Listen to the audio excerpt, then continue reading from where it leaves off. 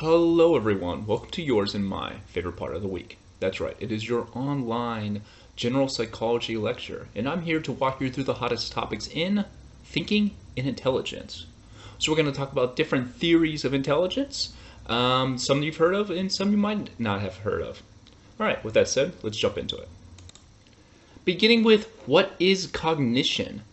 It can be defined as thinking, and it encompasses the processes associated with perception, knowledge, problem-solving, judgment, language, and memory. Scientists who study cognition are searching for ways to understand how we integrate, organize, and utilize our conscious cognitive experiences without being aware of all the unconscious work that our brains are doing.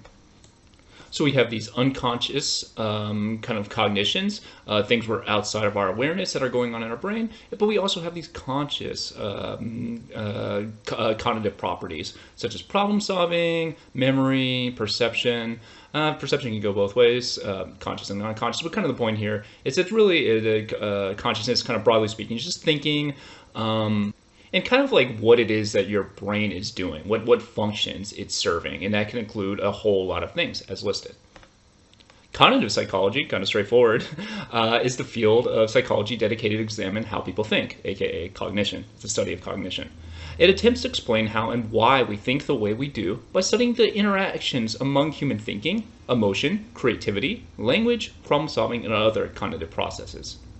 They measure different types of intelligence, why some people are better at problem solving than others, and how emotional intelligence affects success in the workplace, among many other things. So kind of straightforward. So we have cognition, kind of which is thinking, both, or I should say, and it includes a whole bunch of things that I already outlined, and then cognitive psychologists kind of study that process. They kind of build models and kind of and explanations on how we think certain things. So stuff like long-term memory, short-term memory, inhibition, different ways of think, abstract thinking, as stated, like emotion, problem solving, just a whole lot of things. You don't need to know all these different things, but kind of just a broad overview of like what cognitive psychology is studying. Now, it's kind of debating where to put this, but the textbook places it here, so I'm just going to keep it in here to keep it consistent. So let's talk about schemas. They are organized knowledge structures or mental models that we've stored in our memory. Schemas give us frames of reference and allow us to interpret new situations. It's a method of organizing information that allows the brain to work more efficiently. When a schema is activated, the brain makes immediate assumptions about the person or object being observed. It's useful, but tend to oversimplify information.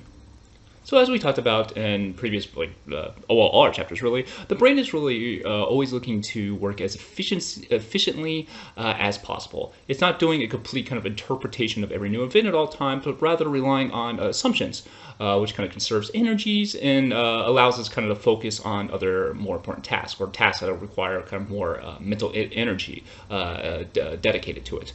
So basically these schemas, you can kind of think of it as like a scheme or maybe like a script, which allows us to have certain expectations when we interact with certain people, or when we're kind of in certain environments, which it can be positive because it allows us to make immediate assumptions, not really have to think about things, but it can also, as stated, kind of overgeneralize things. But let's jump into some examples and specific kinds of schemas to make this more specific.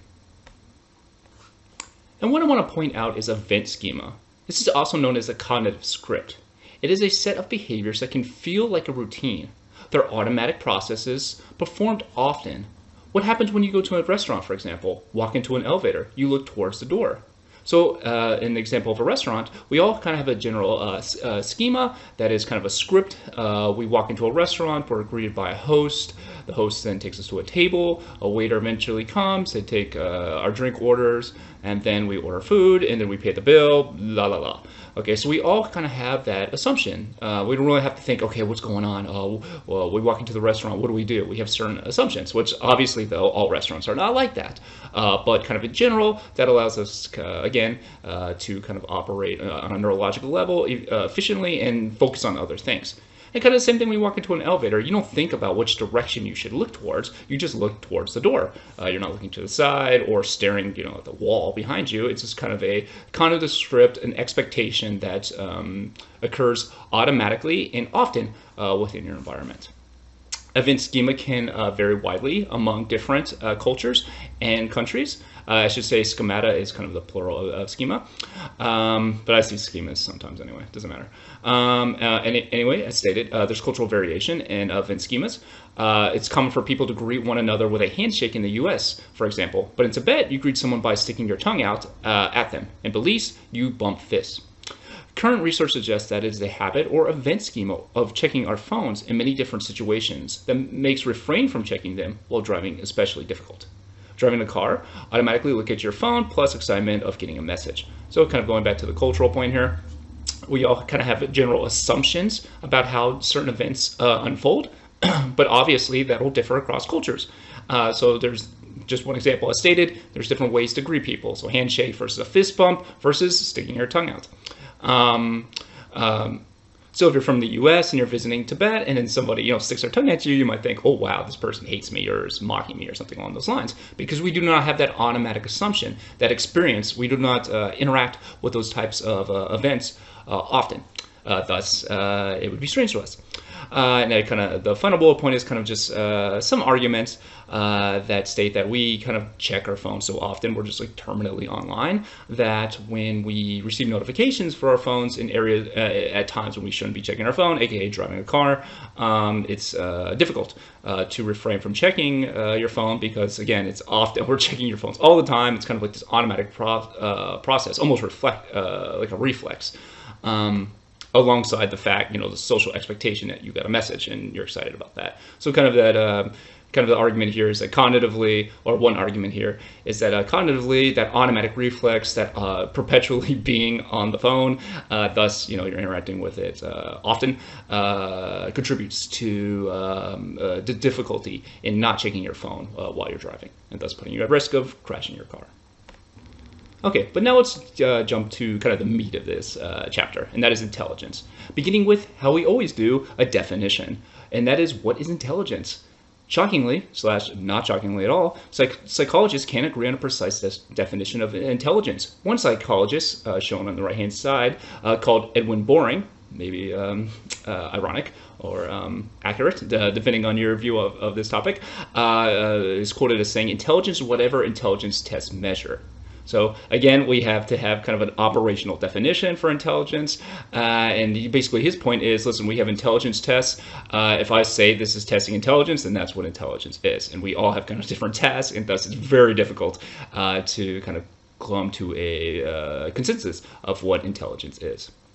But also think about the social repercussions of what intelligence entails. So some people think that intelligence is kind of this innate process that you can't change, and there's basically, thus kind of with that, it's all these kind of social expectations and social prestige given to somebody, and really kind of a self-evaluation. So, if you believe like intelligence is kind of like innate or something along those lines, therefore you kind of identify the less intelligent people and then kind of sort them in society in specific ways, or kind of dehumanize them. So there's kind of a lot of social consequences of a particular theory's view of intelligence. And something I'm not going to really talk about here, but kind of like there's well, I shouldn't say not going to be tested on, but there's this dude kind of called like Charles Murray, you can Google him, again, not tested on, who has like this bell curve theory, and out of that came all kinds of theories of basically just like some humans are less human than others because they're not intelligent. They don't possess all of all of the cognitive components necessary to be human. Thus, we can kind of treat them like garbage. So this Charles Murray is kind of well known, like a notorious kind of examples of kind of the application of psychology and why this matters. Actually, the Southern Poverty Law Center kind of lists him as like a racist because his theory is so influential. Again, not tested on, but just again speaking to how important it is to kind of, and what the social repercussions of some of these psychological constructs are. So let's walk through some of the earlier theories of what intelligence is, at least kind of in the Western world. So intelligence as a sensory capacity. Galton's theory that people with better sensors acquire more knowledge. Intelligence is a byproduct of sensory capacity. Most knowledge, I should say, first comes through the senses. Thus, people with superior senses, such as vision, should be smarter. Galton collected data on how high/low pitch you can hear, reaction time, and other kind of sensory information. He would argue, for example, that Helen Keller, who was deaf and blind, would be intellectually disabled. Research showed different sensory capacities were only weakly related to each other. Really good hearing is not associated with really good vision. Also showed that measures of sensory ability are not highly related to intelligence. Thus, it was falsified.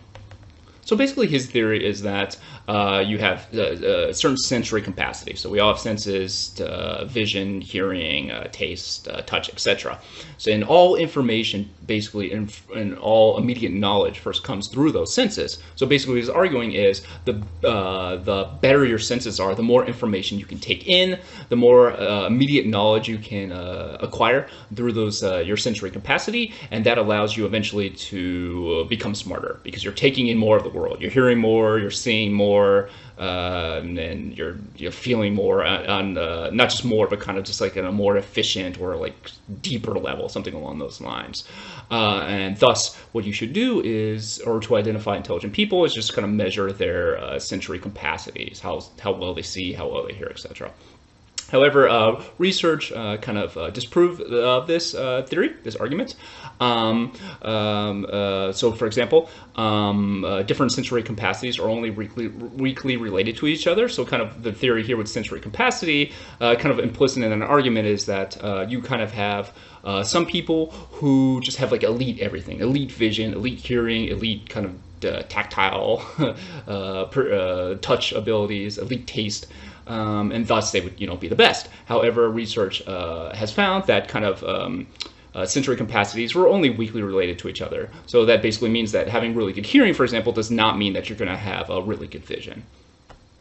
Also, having high sensory abilities, such as really good vision, for example, are really not correlated with measures or tests of intelligence, and we'll talk about those later on in this lecture.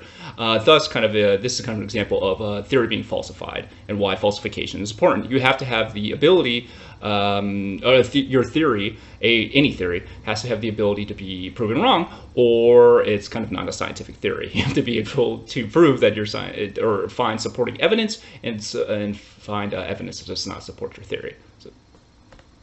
Next, I want to talk about the psychometric approach to intelligence. It spawned the development of standardized tests of intelligence, and the psychometric approach defines intelligence as a trait or a set of traits that characterize some people to a greater extent than others. And the goal of the psychometric approach is to identify these traits precisely and measure them. So basically the idea here is that we have sets of traits that define intelligence, which you can see on the right-hand side. So something like numerical reasoning, logical reasoning, verbal reasoning, and then basically the goal of the psychometric approach is to design tests that can accurately measure those abilities, those traits, and thus, when doing so, you can identify intelligent people. And Bennett and Simon are kind of two famous psychometric researchers. They argue that intelligence is abstract thinking.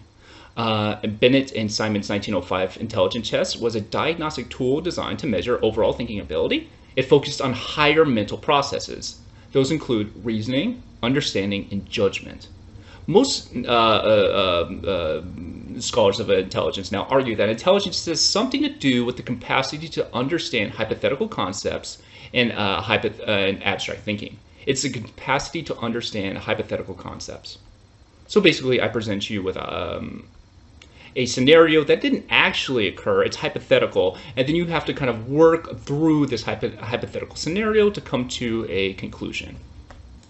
And abstract thinking can include things such as like freedom or democracy. Those things not really tied to a specific object, a concrete thing, but kind of abstractly we understand what these constructs are. So kind of the ability to think in these kind of abstract terms that may not have like a concrete object or may not be immediately in front of us, but we kind of have a general understanding of what they are.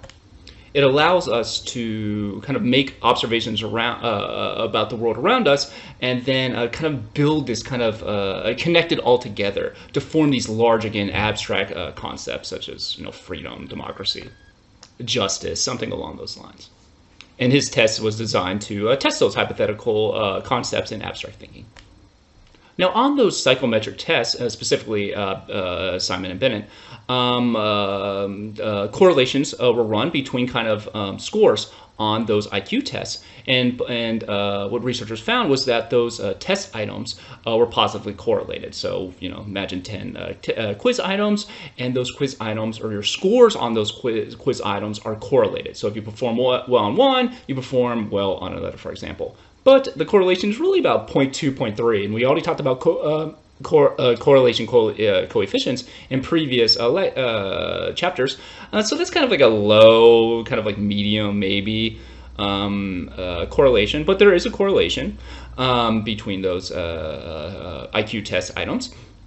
And kind of the presence of that correlation led one researcher, Spearman, to develop this idea of G and S. G, stands for general intelligence, is a hypothetical factor that accounts for overall differences in intellect among people.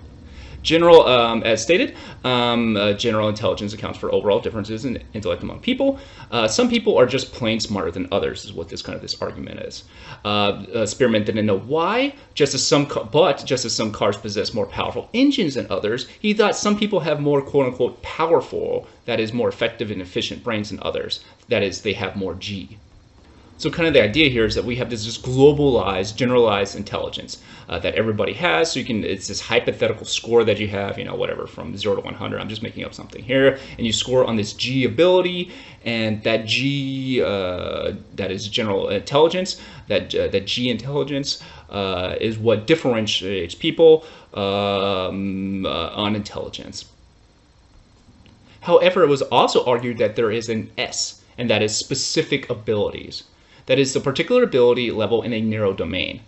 How well we perform on a mental task depends on general intelligence, that is G, and our particular skills in narrow domains, S.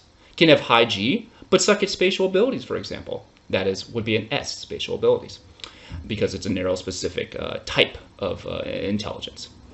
Even if we're really smart, high in overall G, we might flunk this item because we have a specific weakness when it comes to spatial problems. It may mean either that we're not inherently adept at spatial tasks, or that we haven't much experience with them. Some people are almost surely better athletes, for example, than others, but some athletes excel in certain domains as a function of their specific athletic skills, plus their practice in those domains. So kind of we have this general intelligence, it was argued, but also we kind of have, that's kind of like your average kind of intelligence across all fields, kind of these theoretical, all abilities basically. Just have that, all average together creates this one global G, okay, of generalized intelligence. But within that global G, you have these specific abilities. So, just making up stuff, math, language, abstract reasoning, whatever. Spatial abilities. Thus, you can have very high G and be really good at math, language, for example, but be very bad at spatial tasks. So you kind of have fluctuations in ability across specific S's, that is specific abilities, but can still have a high overall G.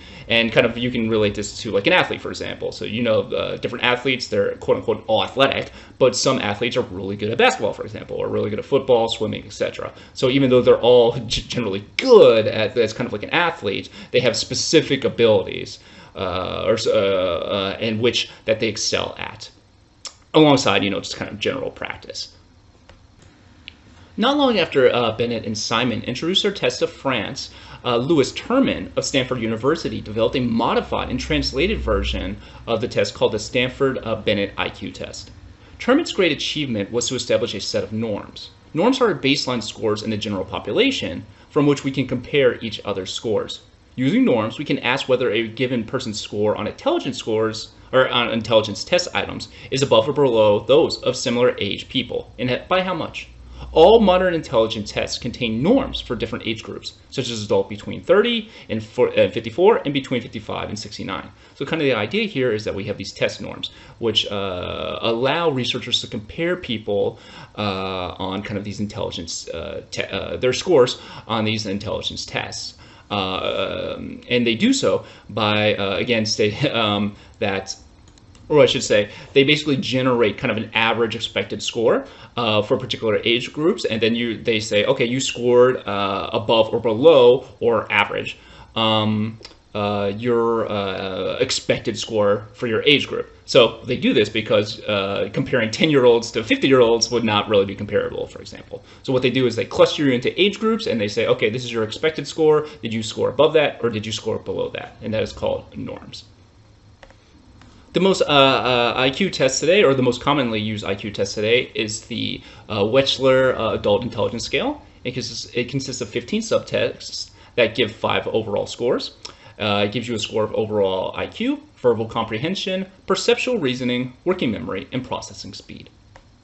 And this is a normal curve for the Stanford Binet IQ, kind of just like all bell curves. You see kind of a peak in the middle because it's the average. That's where most people are by definition. And then as you go either left or right from that middle kind of peak in the middle, you see lower and lower people being in that range, or in being scoring on this Stanford Binet IQ test. So, for example, you see that about 13.59% of the population scoring above a 115 on the Stanford Binet IQ test. And that's how kind of all these bell curves work. You know, average in the middle, and then kind of as you go more in the extremes, less and less people. Next, let's talk about some applications of IQ scores. It's moderately successful at predicting grades in high school / college. This is called the predictive validity, how well it predicts something, with about 0.4, 0.5 correlation coefficient. IQ is negatively associated with class. That is, the poorer you are, the worse you score on IQ tests. Adolescents with high IQs are less likely to drop out of high school than lower IQ peers. However, it does not predict long-term college achievement as well. The habits, interests, and motivation affect academic achievement. IQ correlates highly with SAT and GRE, which is basically kind of a similar, it's kind of like a SAT test, but it's a test you take to go to graduate school. That is for masters in PhD programs, not all of them, but some masters and PhD programs. But GRE scores do not predict graduate school success well. Many universities are dropping the GRE as a requirement. And you can see on the right here what I mean by GPA not being correlated with SAT scores. And so look at that figure. Is it clear that it's going up or down? Is it a kind of a negative correlation or a positive correlation? You know, going back to those earlier chapters, wherein it's either going kind of down on a downward slope or up in a upward slope. No, it's kind of scattered everywhere. There's no real pattern of data here, which is kind of indicative of GPA not, or SAT scores not being predictive of college GPA. And in fact, as stated, universities are moving away from kind of these standardized testing because they're really not good at predicting how well a student does in university or graduate school, that is master's and PhD programs. And rather, kind of these habits, interests, and motivation really are stronger predictors of long-term college achievement. Another reason why colleges are moving away from these kind of standardized testing for admission is that although they correlate with IQ test scores, one reason is that the more basically you take the test, in general, the better you do. So the more attempts on the SAT or GRE you take, the better you perform. And this may be just due to kind of practice effects of kind of understanding how to take quizzes. And I have actually personal experience with this.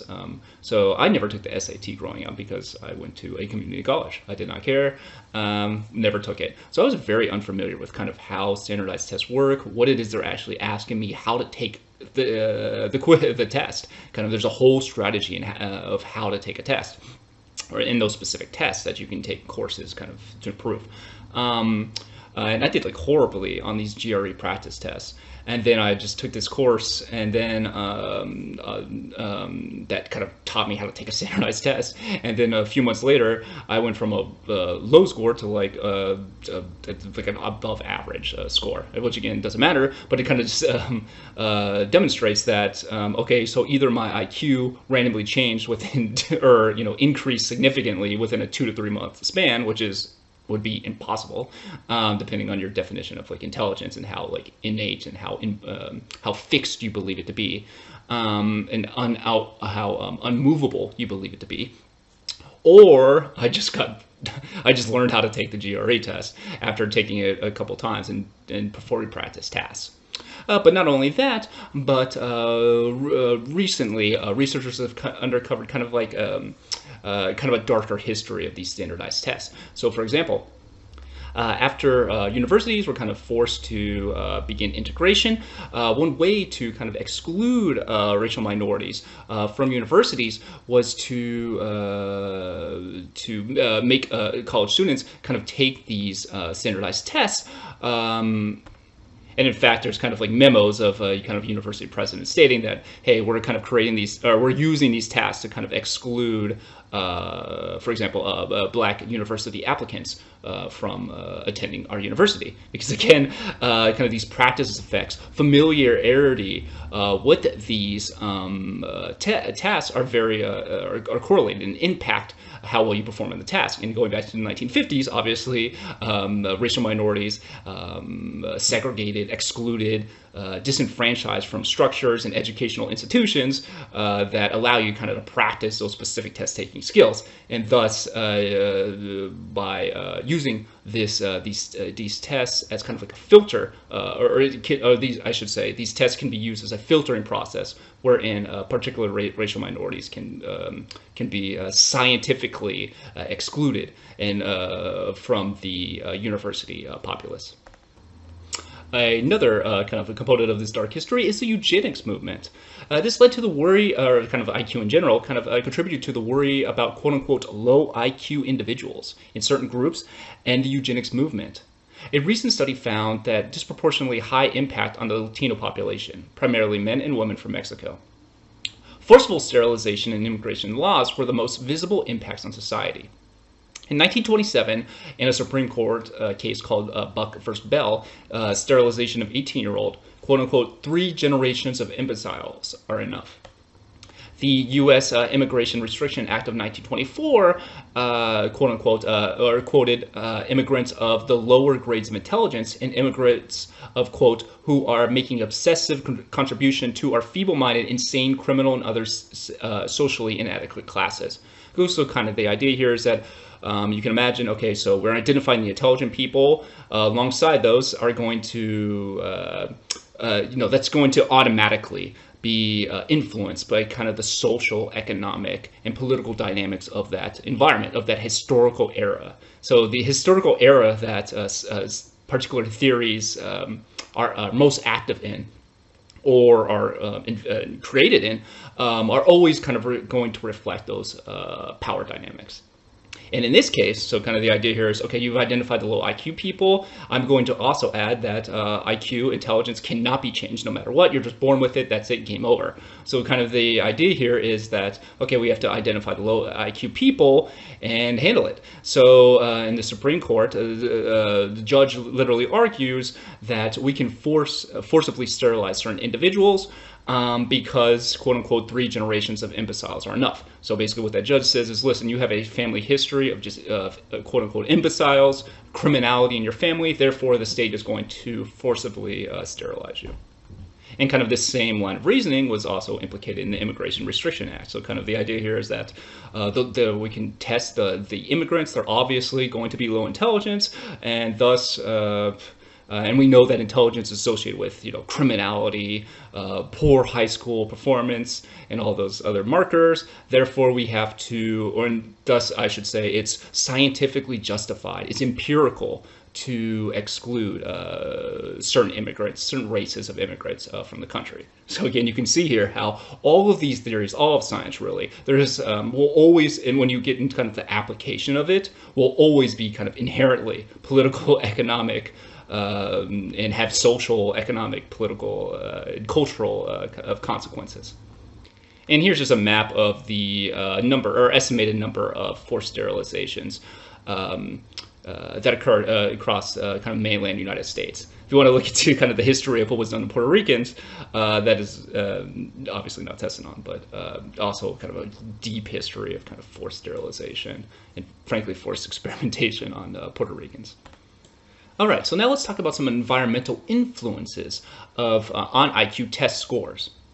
People who think IQ test scores or IQ in general is fixed, that is, it's unmovable, it's innate, there's nothing you can do to change your quote-unquote IQ/intelligence, you know, it'd be inflated in this case, or conflated in this case, tend to take fewer academic risks, challenging themselves less. And that makes sense. So why would you challenge yourself more? Why would you take more risks? Because it doesn't make any sense to, because you can't improve anyway, so why bother? It's fixed, it's unmovable, there's no reason to challenge yourself. The amount of schooling seems to exert a causal influence on IQ. IQ test scores, for example, drop during summer vacation. Students who drop out of high school have lower IQs than those who complete, even when they start with the same IQs in high school. So kind of the idea here, 2 examples, we have IQ should not be fluctuating like this if it is this fixed innate process. Kind of this evidence that IQ drops during summer vacation, especially among poor people, disabled people, racial minorities, kind of reflecting that they're staying at home, they have less kind of intellectually challenging and fulfilling things that they can do at home, and even frankly less opportunities to kind of engage in like play, for example, because there's less kind of community resources set up for exercise and all that stuff. So kind of the idea that IQ test scores drop during summer vacation, aka when they're away from formal schooling, suggests that there's an environmental influence on IQ. And interestingly here, this is kind of the second bullet point here, is that even when students start off with the same IQ in high school, those IQs fluctuate during high school, and those students who have lower IQs at the end of kind of high school, or kind of at the point of when they drop out, or I should say those individuals who drop out, if you test kind of their IQ test scores, well, they'll have lower IQ test scores than individuals who go on to graduate, even though they began with the exact same IQ test score, which again is suggestive that something is happening to these high school dropouts that are increasing their likelihood to drop out and also impact their IQ test scores.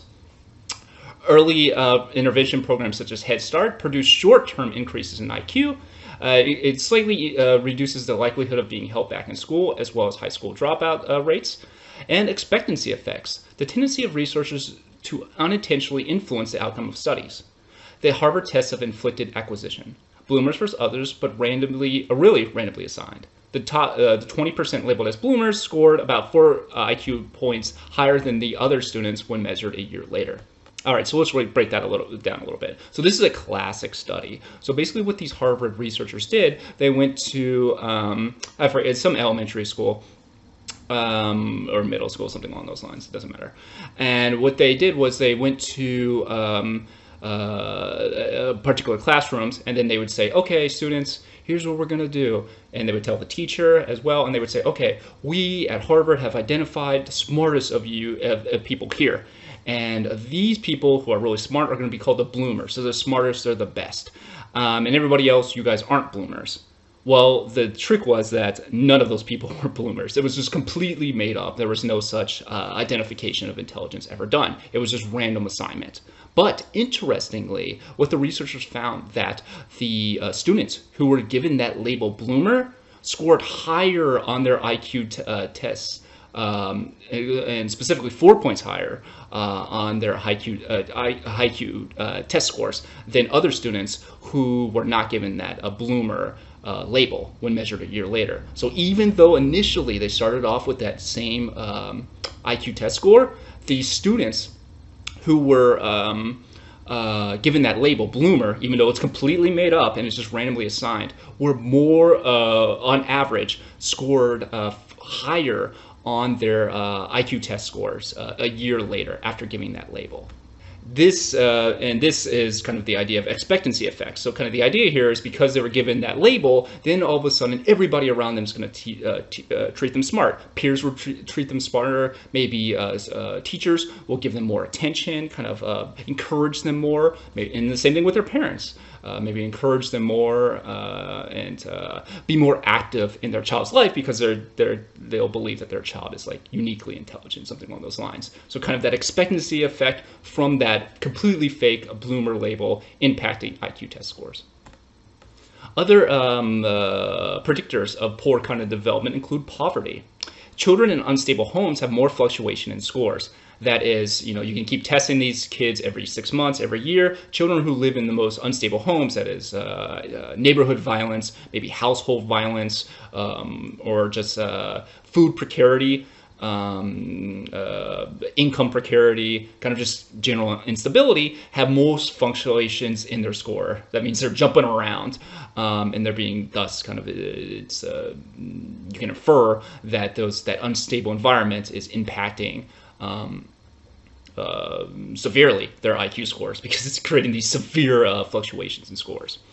Involves low levels of meeting children's needs, inadequate health, nutrition, overcrowding, chronic stress, parenting, and lack of opportunity for cognitive practice and stimulation at home all impact cognitive development and thus kind of IQ test scores or just intelligence scores on any intelligence test.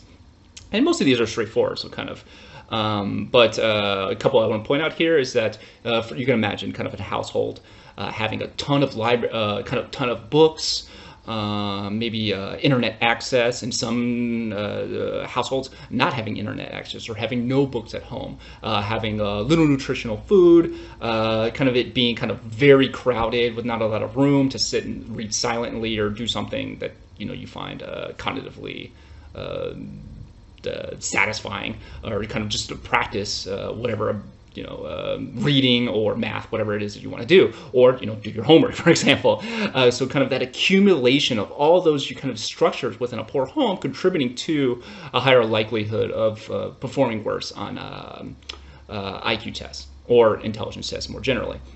And we've already talked about rat park before, but kind of the idea here is that you put rats in kind of in isolation versus rats in kind of like Rat Disney World, where there's all kinds of things that rats love. They have all the cheese. It's it's Disney World of Rats, and the rats in Rat Park, that is the Disney World of Rats, have on average more neurons, more synapses, and which kind of represents on a biological level kind of increased cognitive capacity and more. And I should say, kind of rats kind of meeting their full intellectual potential, versus the rats in isolation who have nothing or alone or in kind of an environment not optimal for them to develop cognitively. Adverse life events, environmental stressors also predict IQ test scores. Stressful events impact IQ test scores because they have a cumulative effect. That is, the more stressors in your environment a person experiences, the faster an IQ scores drop. So you can see in the on the kind of figure here that even on the left-hand side of both of the figures, that the IQs of these participants are initially basically the same. So you kind of have three lines here. You have people in high SES, which kind of more wealthy people. SES is kind of a way of saying class. It's kind of a bad measurement, but it's fine for the purpose of this example. SES, so kind of being richer, mid SES kind of just being average, and then low SES kind of being more poor. And you can see that in the beginning, those two lines are pretty similar, but over time, as a child goes through schooling from second to senior year of high school, you can see a dramatic difference in the IQ test scores start to emerge, wherein even though the high SES children and low SES children basically almost had initially the same IQ score when they were in 2 years old, by the time they're 16 years old, the difference between the IQ test scores are dramatic, much larger.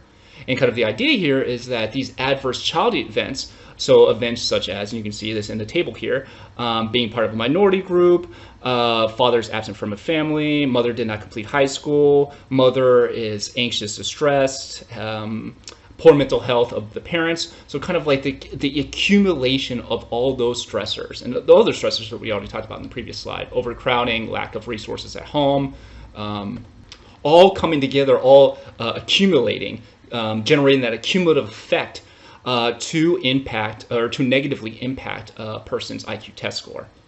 So obviously, the lower in SES you are, the more likely you are to be exposed to that collection of stressors. So thus, kind of through time, lower SES children encounter more stressors, which accumulate, which then negatively impact their performance on these intelligence tests.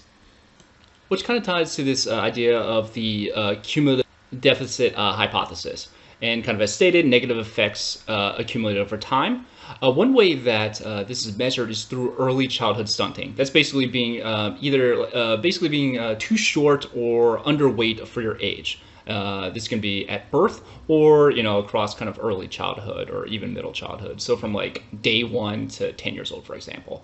And it's also measured through the number of people living in absolute poverty. These are indicators of poor development. And what do I mean by development? And we'll talk about this in future psychology courses, but kind of the idea here is that, we develop, kind of, it's a little straightforward here, that through time we have this understanding that we change as people. We improve our cognitive abilities, we get smarter, not just on intelligence scores, but socially, emotionally, we change throughout our life.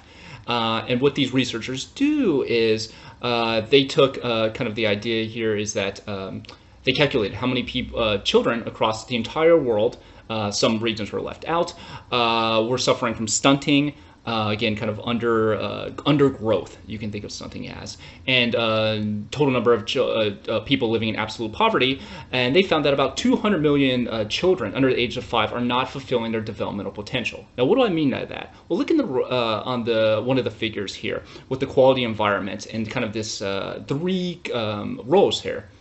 So kind of the idea here is, and going kind of, this is related kind of to that Rat Park point, is that if you put children or any adults in an enriched environment, an environment wherein they're getting like optimal everything, they're getting proper nutrition, proper housing, safe neighborhoods, parents who aren't struggling, who are going through their own issues, and thus it'll impact kind of their parenting as well.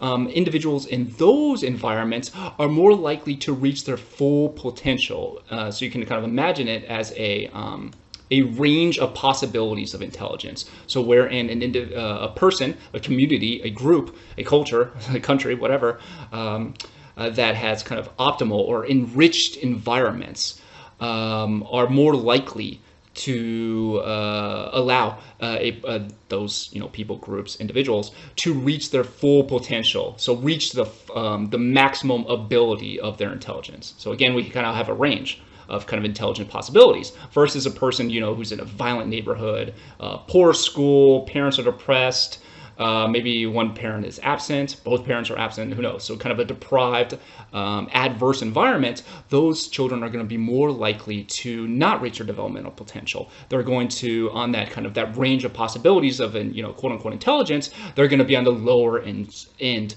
of that kind of range, just because of the cumulative effect of all those stressors is kind of what this hypothesis is getting at. Moving on to sex differences in mental abilities. Most research finds few or no average differences between males and females.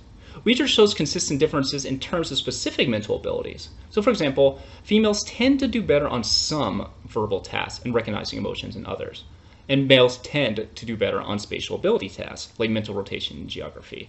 However, when researchers have encouraged both men and women to solve math problems using spatial imagery rather than verbal reasoning, the sex differences in math performance becomes noticeably smaller. The potential causes of sex differences most appear to be mainly due to environmental differences. As infants, males and females show very little to no differences in mental abilities. However, females are higher representative in, I should say, in kind of evident of kind of environmental the environmental impact in kind of the historical period you live in. Females have, more recently, females have higher representation in physical sciences and geography B over time. And this, so kind of the idea here is expectations and discriminations are impacting these, what differences there are found. Again, they're kind of precarious differences as kind of reviewed here. So going back to the higher representative of physical sciences, so if 40, again, if you think that kind of these IQ test scores are fixed, genetic, and unmovable, it would make kind of no sense that females all of a sudden go from not being representative in the physical sciences, 60, 70, 80 years ago, to being more representative today. And kind of the same thing with the geography B, is kind of like the spelling bee, but for geography, which kind of suggests that kind of structural discrimination and expectations contributing to what differences are found in mental abilities, aka specific environmental factors in the historical period that you live in. Race and ethnicity on IQ test scores. Most studies find racial and ethnic differences on IQ scores, however, they are group averages. Most research does not find evidence for genetic differences between races.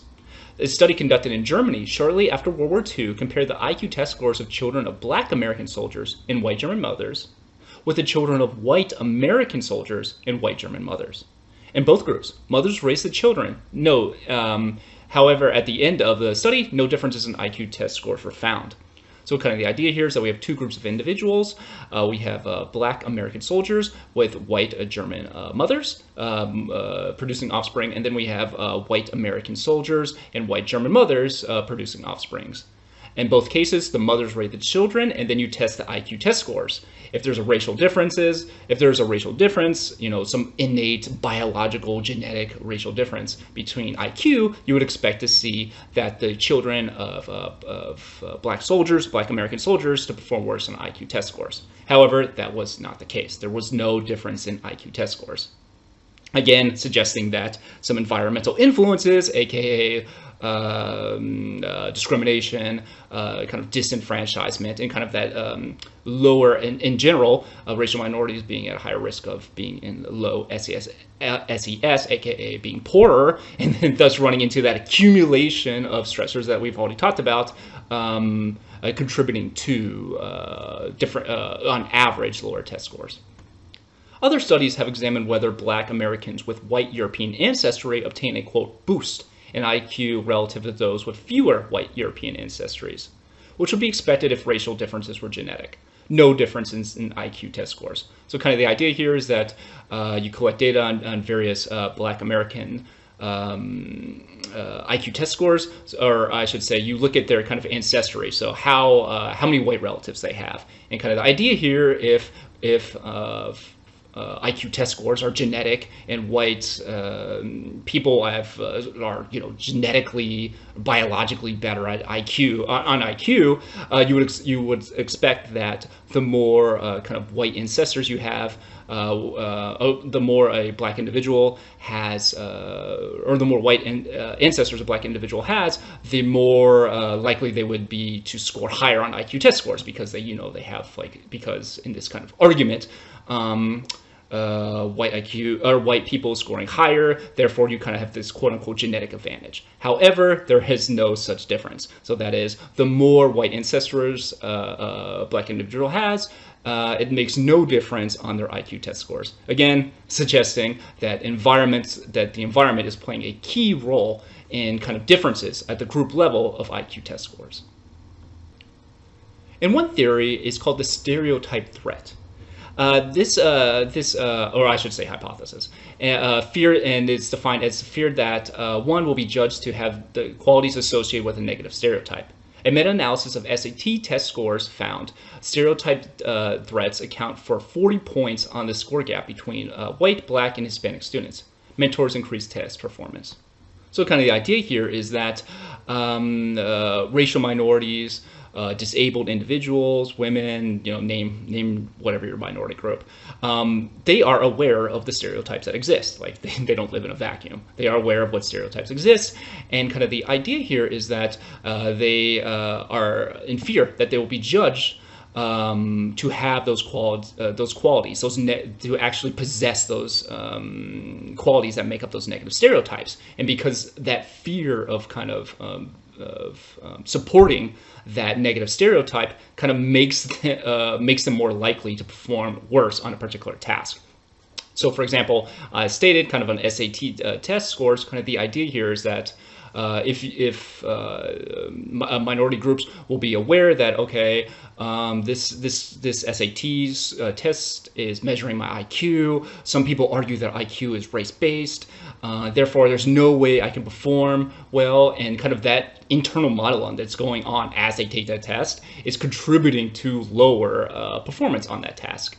And you actually see this with older adults as well. So if you tell older adults, so say an older adult, in general, we say, okay, they have poor reaction time. They're going to suck at this, cognitive task.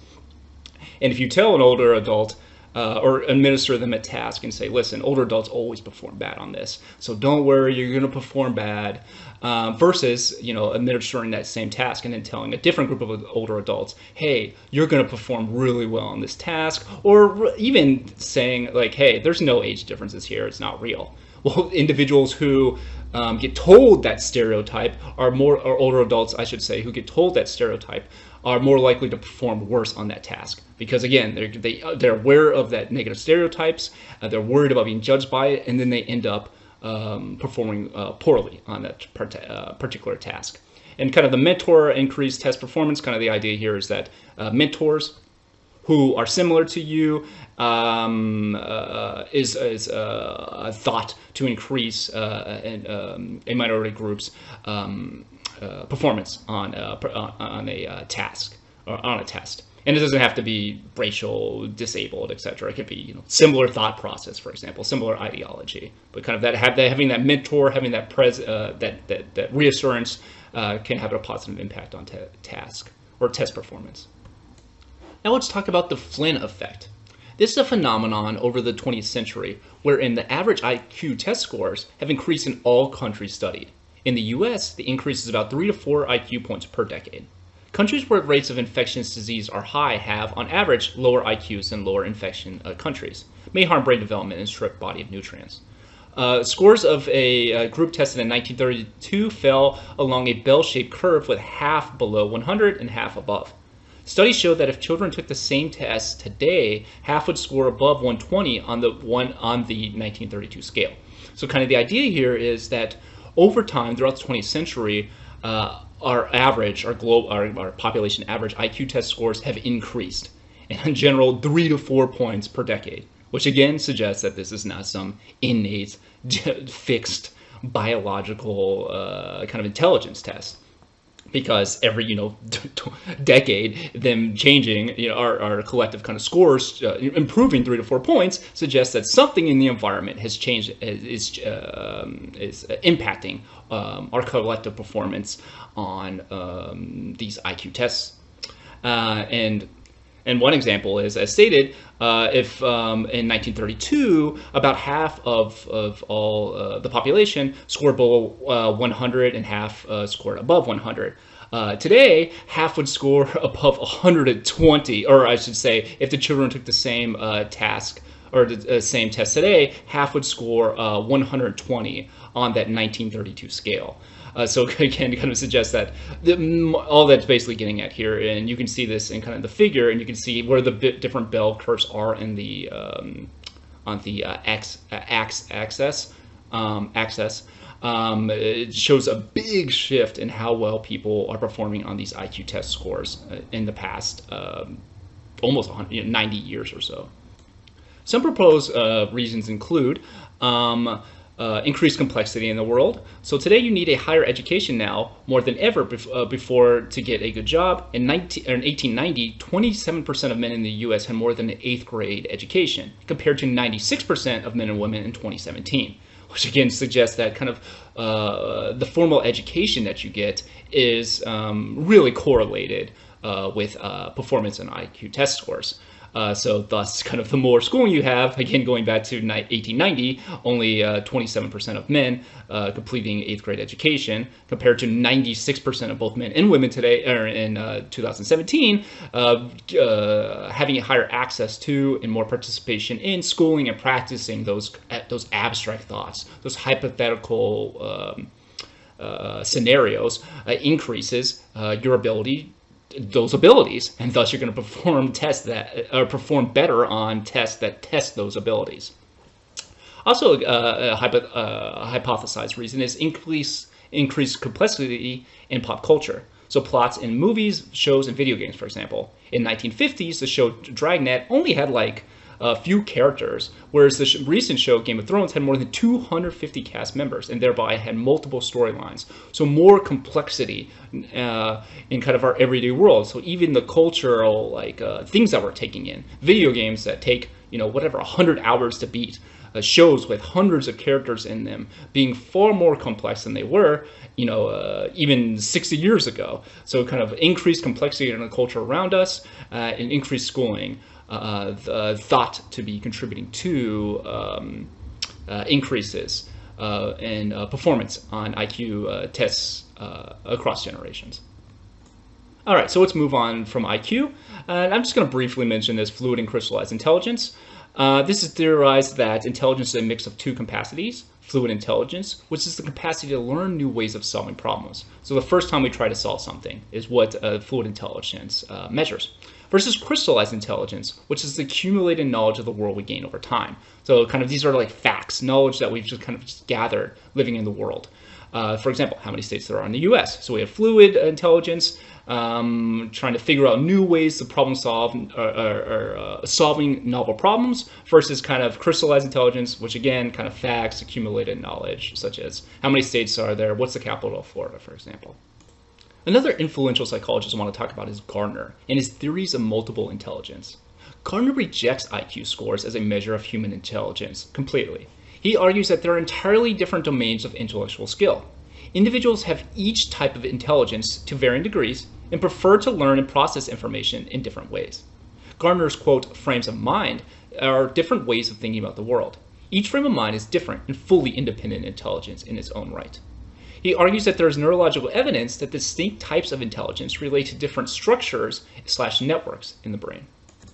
So let's make this more concrete by looking at specific types of intelligence that Gardner proposes. He argued for 8, and I'm not going to read them all, but for example, musical, spatial, interpersonal, intrapersonal, naturalistic, linguistic, and some have argued for a 9th type, existentialist, the ability to grasp deep philosophical ideas such as meaning of life. So kind of the idea here, Gardner is saying, listen, there's not just this generalized kind of intelligence, but rather there's these different types of intelligence that you can be good in, or perform well on. So for example, you can be really good at music intelligence, really good at spatial intelligence, but really bad at naturalistic or linguistic intelligence. So these different types of intelligence are independent from each other.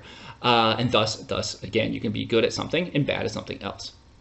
And for intra and interpersonal, basically the difference is intra meaning that you understand yourself well versus interpersonal, understanding kind of others well. And spoiler, you'll probably be tested on these types of intelligence. So know the difference between intra and interpersonal intelligence.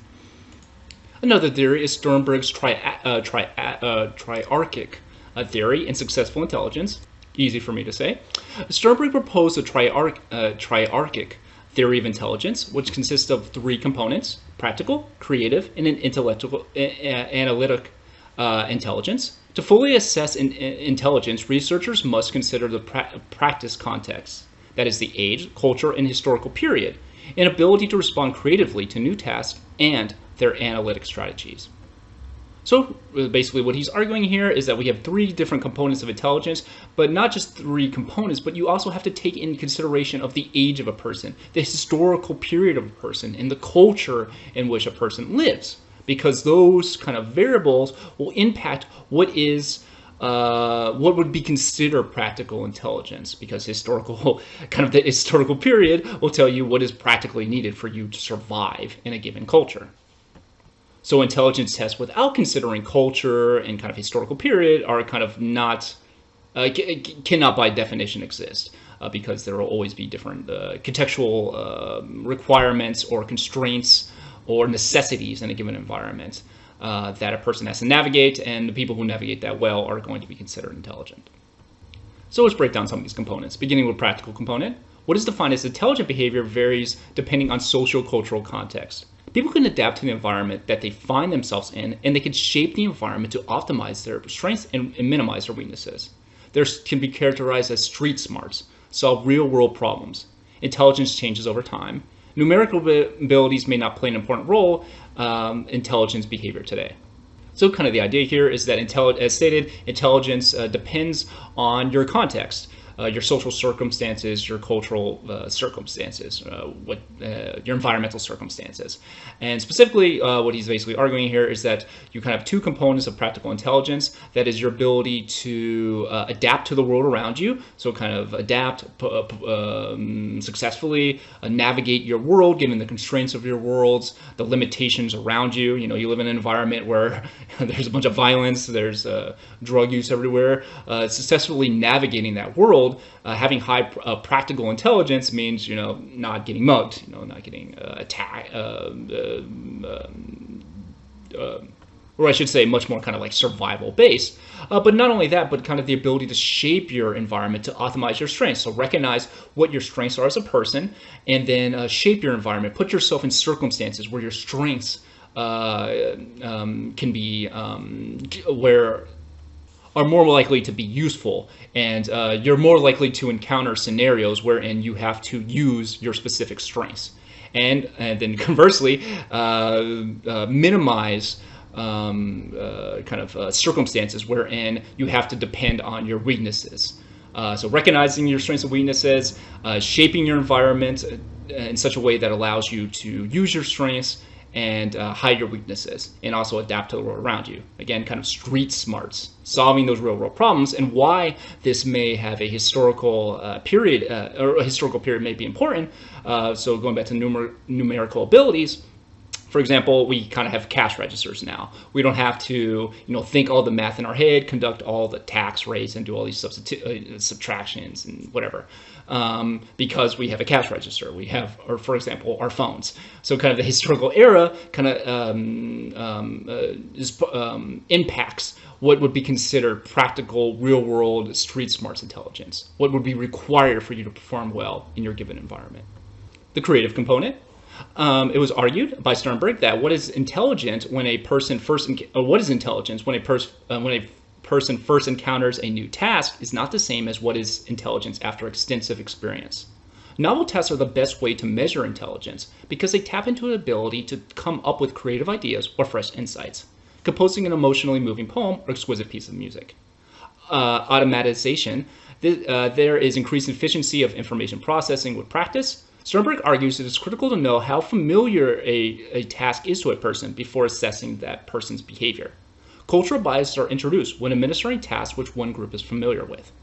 So basically the argument here is that Sternberg is arguing that novel tasks are the best way to measure intelligence, and specifically the creative component, because it's tapping into the ability to come up with a solution on the fly. You're coming up with fresh insights, creative ideas, because you've never encountered that circumstance, that task before.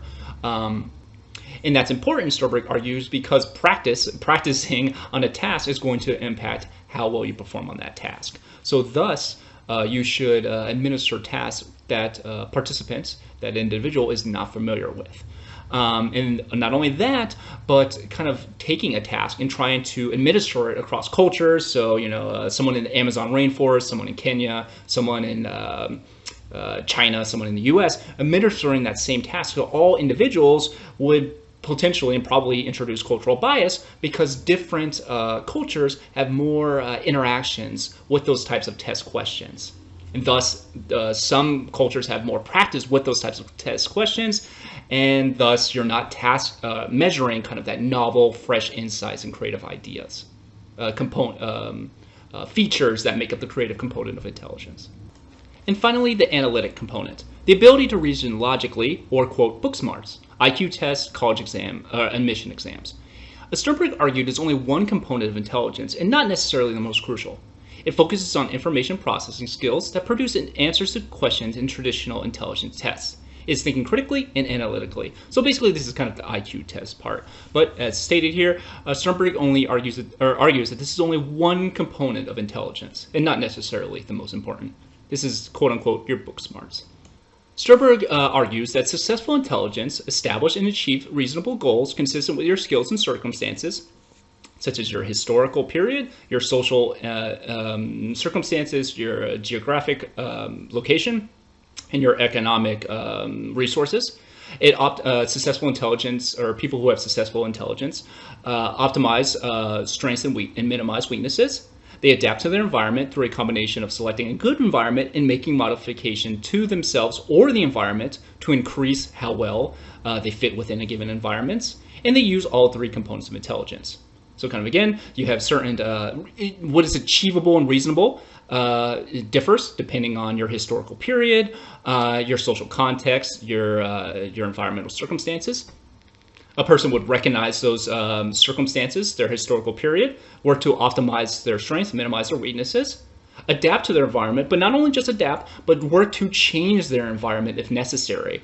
And that's kind of the idea of social change. Changing those historical circumstances, those economic circumstances can radically change quickly due to kind of social change, and thus in kind of increasing your fit with an environment, and then just using all three components of intelligence. Moving on to another kind of component of intelligence, creativity.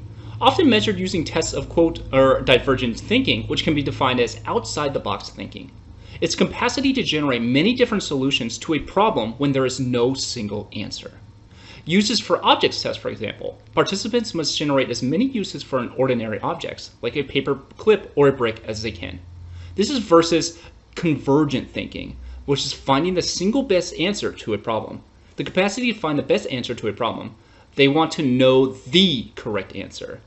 Creativity, or convergence and divergent thinking, I should say more specifically, is only mildly correlated with IQ, but about 0.3 to 0.2 correlation coefficient.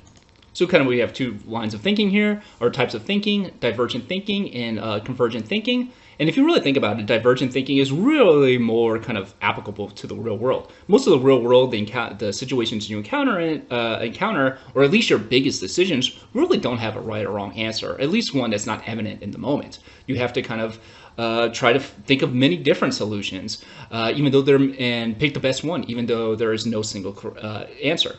And one way to measure this is, again, through this uses of objects task. So you just give a participant a paper clip or a brick, and you say, okay, how many uses can you think of for this object? You have 10 minutes, go. And that's basically measuring how creative you are, how outside the box you can think to use a paper clip or a brick. Versus convergent thinking, which is really kind of a more people who are just looking to find the best answer, the correct answer, the only answer. And this is kind of generally associated with younger children, or at least kind of adolescents. But still, adults hold this view that there's kind of one correct answer, and I'm going to find that correct answer, and that kind of only matters. And thus, they would kind of score higher on convergent thinking, but kind of lower on divergent thinking. Moving on to wisdom. This can be defined as the application of intelligence toward a common good. Wise people balance three competing interests: self-interest, the concern for others, and concerns about broader society. They appreciate alternative points of views, could be awareness of their own biases or cognitive fallibilities, do not automatically come with age, or if you live with or develop wisdom. So this is fairly straightforward. Kind of the idea here is wisdom, balancing three potentially competing interests: your own interests, other people's interests, and the broader society, and kind of trying to work through those problems and acting as kind of like a mentor towards people maybe in your family, your neighborhood, but kind of society in general, working towards that common good.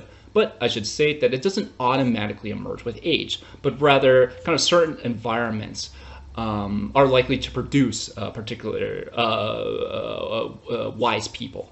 And we'll talk about that more in future classes. And finally, wrapping it up with curiosity and grit. Curiosity is a predictor of academic achievement, and that makes sense. You have to kind of be willing, curious about something, to explore, to learn, to kind of take risk. Thus, just curiosity is going to kind of be associated with performing well in academic settings.